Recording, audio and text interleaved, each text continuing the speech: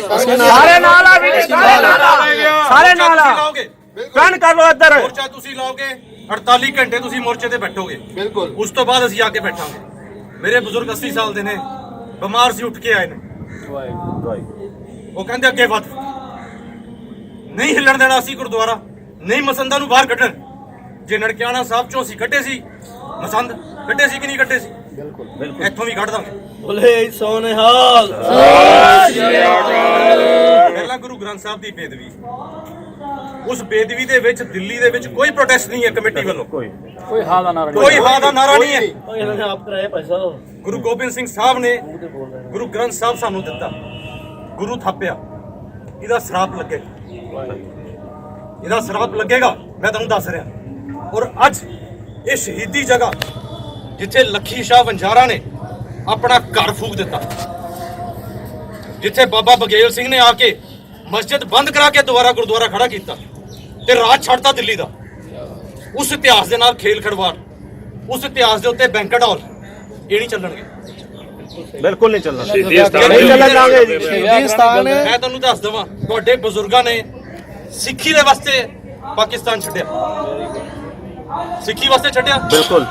ਜੇ ਤੁਸੀਂ ਦਿੱਲੀ ਚ ਰਹਿ ਕੇ ਅੱਜ ਸਿੱਖੀ ਦੇ ਵਿੱਚ ਹੁੰਦੇ ਆਪਣਾ ਗੁਰਦੁਆਰਾ ਛੱਡ ਕੇ, ਇਸ ਤੋਂ ਵੱਡੀ ਲਾਨਤ ਨਹੀਂ ਹੈ, ਇਸ ਤੋਂ ਵੱਡੀ ਲਾਨਤ ਨਹੀਂ ਹੈ। ਮੈਂ ਤੁਹਾਨੂੰ ਦੱਸ ਰਿਹਾ, ਤੁਹਾਨੂੰ ਤੋੜਨ ਦੀ ਕੋਸ਼ਿਸ਼ ਕਰ ਰਹੇ। ਸ਼ਰਮ ਆਣੀ ਚਾਹੀਦੀ ਇਹਨਾਂ ਨੂੰ, ਤੁਹਾਨੂੰ ਆਪਾਂ ਨੂੰ ਸ਼ਰਮ ਆਣੀ ਚਾਹੀਦੀ ਹੈ। ਜੇ ਸਾਡੇ ਬਜ਼ੁਰਗ ਸਿੱਖੀ ਕਰਕੇ ਉੱਥੋਂ ਉੱਠ ਕੇ ਇੱਥੇ ਆ ਗਏ ਸੀਗੇ ਤੇ ਅੱਜ ਸਿੱਖੀ ਦਾ ਘੌਣ ਏਦਾਂ ਨਹੀਂ ਹੋ ਸਕਦਾ। ਸੋ ਮਿਲ ਕੇ ਸਮਝਦਾਰੀ ਨਾਲ ਸਲਾਹ ਮਸ਼ਵਰਾ ਕਰਕੇ ਅਰਦਾਸ ਸੌਂਪਿਓ, ਅਰਦਾਸ ਸੌਂਪ ਕੇ ਜੋ ਮਰਜ਼ੀ ਹੋ ਜੇ, ਫਿਰ ਹਿੱਲਣਾ ਨਹੀਂ, ਅਰਦਾਸ ਹਿੱਲਣਾ ਨਹੀਂ ਹੈ। ਜੇ ਚੱਲਦਾ ਫਾਸਟ ਔਨ ਟੂ ਡੈਥ ਚੱਲਣ ਦੇ, ਮਿਲਾਓ ਵੱਡੀ ਕੋਈ ਚੀਜ਼ ਨਹੀਂ। ਜੇ ਗੁਰੂ ਇੱਥੇ ਸ਼ਹੀਦੀ ਮੇਰੀ ਵੀ ਲੈ ਲੇ, ਵੀਰ ਫੋਨ ਮਿਲਾਓ, ਵੱਡੀ ਕੋਈ ਗੱਲ ਨਹੀਂ ਹੋ ਸਕਦੀ। ਛੱਡੋ। ਮੈਂ ਤੁਹਾਨੂੰ ਦੱਸ ਰਿਹਾ, ਜੇ ਸੱਤਿਆਗ੍ਰਹਿ ਲਾ ਕੇ ਤੇ ਮੋਰਚਾ ਲੱਗਦਾ ਹੈ ਤੇ ਫਿਰ ਸਾਰੇ ਕੰਮ ਜਿੰਨੇ ਵੀ ਇਹ ਮਸੰਦਾਂ ਨੇ ਗੰਦ ਪਾਇਆ, ਠੀਕ ਹੈ ਨਾ, ਸਕੂਲ ਖਰਾਬ ਹੋ ਰਹੇ ਨੇ, 400 ਦੀ ਯੂਨੀਫਾਰਮ 1800 ਚ ਵਿਕ ਰਹੀ ਹੈ, 50-50 ਬੰਦੇ ਕੈਨੇਡਾ ਪਹੁੰਚ ਰਹੇ ਨੇ, ਜੋ ਸਾਰਾ ਹਿਸਾਬ ਕਿਤਾਬ ਹੈ ਫਿਰ ਇੱਥੇ ਲਿਆ ਜਾਏਗਾ। ਭਾਜੀ ਫਿਰ ਇੱਕ ਕੰਮ ਕਰੋ, ਹੈਲੋ ਬੁਲਾ ਲਓ। ਇਸ ਕਰਕੇ ਸਮਝਦਾਰੀ ਨਾਲ ਤੁਸੀਂ ਅੱਗੇ ਸਟੈਪ ਰੱਖਿਓ। ਮਨਪ੍ਰੀਤ ਭਾਜੀ ਗੱਲ ਸੁਣੋ, 5 ਬੰਦੇ ਅੱਗੇ ਆਇਓ, ਬਹੁਤ ਵਾਰ ਤੱਕ ਤੁਹਾਨੂੰ ਅਸੀਂ ਸਪੋਰਟ ਕਰਨ ਲਈ ਉਤਰਾਂਗੇ। ਨਹੀਂ ਇਹ ਸਾਡਾ ਵਾਅਦਾ। ਮਨਪ੍ਰੀਤ ਭਾਜੀ ਅਸੀਂ ਇੱਕ ਦੂਸਰੇ ਨੂੰ ਸਪੋਰਟ ਕਰਨਾ ਹੈ। ਇੱਕ ਸੈਕਿੰਡ ਇੱਕ ਮਿੰਟ, ਪ੍ਰਧਾਨ ਸਾਹਿਬ ਦਾ ਫੋਨ ਆ ਰਿਹਾ। ਅਰੇ ਉਹਨੂੰ ਗੋਲੀ ਮਾਰੋ ਲੈ, ਕੋਈ ਨਹੀਂ, ਛੱਡ ਦੋ ਭਾਜੀ। ਨਹੀਂ ਕਰਕੇ ਇੱਕ ਵਾਰ ਨਹੀਂ ਜੀਕੇ ਦਾ ਫੋਨ ਆ ਰਿਹਾ, ਮੇਰੀ ਗੱਲ ਸੁਣੋ, ਮਨਜੀਤ ਸਿੰਘ ਜੀਕੇ ਦਾ ਫੋਨ ਆ ਰਿਹਾ, ਬੋਲੋ ਯਾਰ। ਇੱਕ ਮਿੰਟ ਭਾਈ ਦੀ ਗੱਲ ਸੁਣੋ। ਇੱਥੇ ਆ ਕੇ ਸੁਣੇਗਾ ਸਾਰਾ ਕੁਝ ਸੁਣੇਗਾ। ਆਪੇ ਆਏਗਾ ਜੀ, ਆਪੇ ਆਏਗਾ। ਇੱਕ ਮਿੰਟ ਜੀ, ਪ੍ਰਧਾਨ ਕੀ ਵੱਡੇ ਇੱਥੇ ਘੁੰਮ ਕੇ ਜਦੋਂ ਸਿੱਖ ਕੌਮ ਆਪਣੀ ਆਪ ਤੇ ਆ ਗਈ, ਬਰਗਾੜੀ ਮੋਰਚਾ ਲੱਗਿਆ। ਬਿਲਕੁਲ ਜੀ, ਬਿਲਕੁਲ। ਠੀਕ ਹੈ ਨਾ, ਲੱਗਿਆ ਨਾ ਮੋਰਚਾ। ਬਿਲਕੁਲ ਲੱਗਿਆ ਜੀ। ਇੱਕ ਗੱਲ ਸੁਣ ਲਓ, ਮੇਰੀ ਪ੍ਰਧਾਨ ਨਾਲ ਰਾਤੀ ਮੈਸੇਜ ਐਕਸਚੇਂਜ ਹੋਇਆ, ਰਿਕਾਰਡ ਤੇ।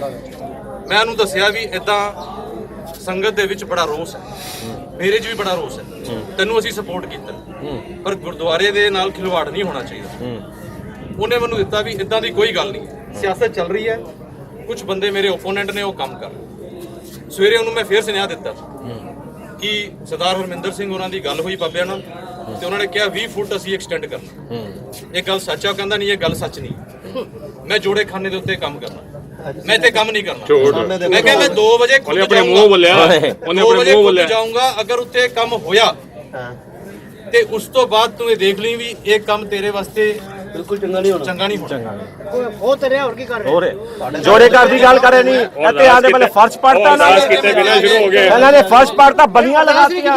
ਇਹ ਤੇ ਕਹਿੰਦੇ ਨੇ ਸਾਨੂੰ ਅਸੀਂ ਸਵੇਰੇ ਦੀਵਾਰ ਰਾਤੋਂ ਰਾਤ ਦੀਵਾਰ ਤੋੜ ਦੇਣੀ ਹੈ, ਰਾਤੋਂ ਰਾਤ ਦੀਵਾਰ ਤੋੜ ਦੇਣੀ ਹੈ। ਅਸੀਂ ਆਪਣੇ ਇਤਿਹਾਸ ਨੂੰ ਨਹੀਂ ਬਚਾ ਸਕੇ, ਅਸੀਂ ਆਪਣੇ ਆਉਣ ਵਾਲੀ ਪਨੀਰੀ ਨੂੰ ਇਹ ਨਹੀਂ ਦਿਖਾ ਸਕੇ ਕਿ ਸਾਡਾ ਇਤਿਹਾਸ ਕਿੱਥੇ ਖੜਾ ਹੈ। ਤੇ ਲਾਨਤ ਹੈ ਸਾਡੇ ਉੱਤੇ ਸਿੱਖੀ ਸਰੂਪ ਰੱਖਾ। ਸਾਰੇ ਸੰਗਤ ਨੂੰ ਬੇਨਤੀ ਹੈ, ਬੈਠ ਜਾਓ ਪਹਿਲੇ, ਬੈਠ ਜਾਓ। ਅੱਛਾ ਗੱਲ ਸੁਣੋ। ਨਹੀਂ ਭਾਜੀ ਗੱਲ ਸੁਣੋ, ਇੱਕ ਕਰਕੇ ਬੋਲੋ।